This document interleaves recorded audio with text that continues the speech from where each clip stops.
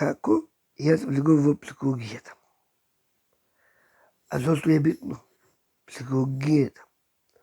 Па за моите писани песни. Но да ги оставиме песните на страна, да влеземе во светот на психологијата. Ке ми дозволите да употребам и неколку цитати. Првиот цитат од мајка ми, кога учев со нејзе, ми искоментира: не биди расејан. И се прашував, стонаци поимот расејан. Расејан, за да денеска си имам собствено мислене за тој поим. Не навлегуваме во поимите. Во детството, анализирајќи го татко ми,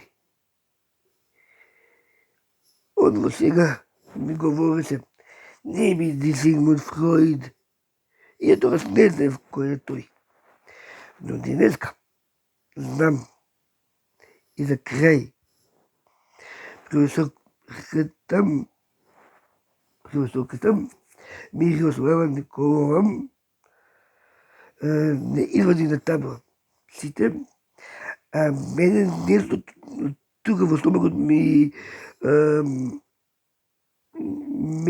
годаше.